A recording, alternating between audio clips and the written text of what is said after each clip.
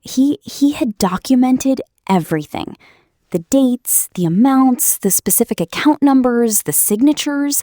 He submitted this incredibly thorough report on a Tuesday. 3 weeks later, he was suspended. And the manager he reported? Well, the manager kept his job. This isn't a story about a bad boss. Bad bosses are, they're like background noise in corporate America. We've all had them. We've all learned to smile at them across a conference table. No, this is a story about what happens when an institution decides that a dishonest manager is actually more valuable than the truth. It's about that quiet, sour weight of institutional betrayal. Before any of this clerk, Jacques Sandemus, was a cook. We're talking the late 1980s, working in professional kitchens.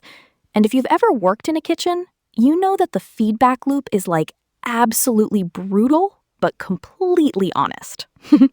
You make a mistake on a dish, the customer sends it back, the chef yells, you fix it. The cause and effect are like inches apart. It's an honest system.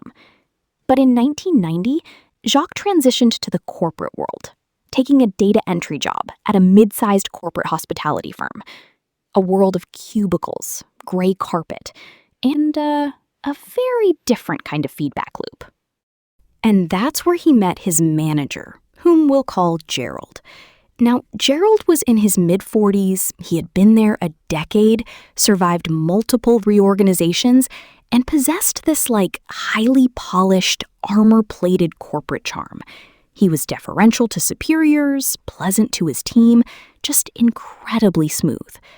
But Jacques, because his job involved entering the actual financial data, started noticing something. A gap. A consistent discrepancy between the commission payments that should have been flowing to the team and the payments that actually went out. And when Jacques traced the math, the trail always ended at the same signature, Gerald's. So Jacques did what he thought he was supposed to do. He operated in, what we call good faith. He gathered the evidence, printed out the spreadsheets, circled the names, and submitted a formal report to HR and Gerald's supervisor. He thought, because of his kitchen background, that the system would want to fix the leak. But corporate offices don't work like kitchens. First came the silence, a heavy administrative silence that lasted for weeks. And then, the meeting. But the meeting wasn't about Gerald. In fact, Gerald's name was barely mentioned. The HR rep and the supervisor, they reframed the entire issue.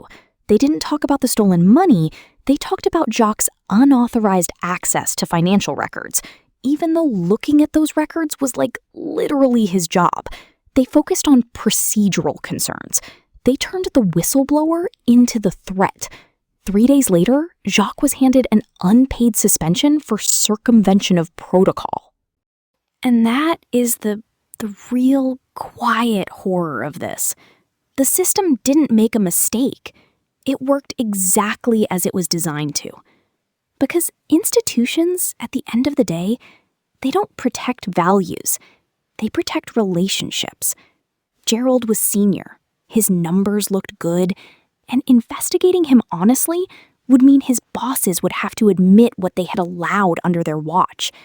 It was cheaper to eliminate the person pointing at the leak than to actually fix the pipe. Jacques learned that the hard way. But as he looked back on it years later, he realized that even with the suspension, knowing and staying silent has its own cost, a slower, invisible kind of erosion. And sometimes, just naming the truth, even if the building tries to bury it, is the only way to keep your own standard intact.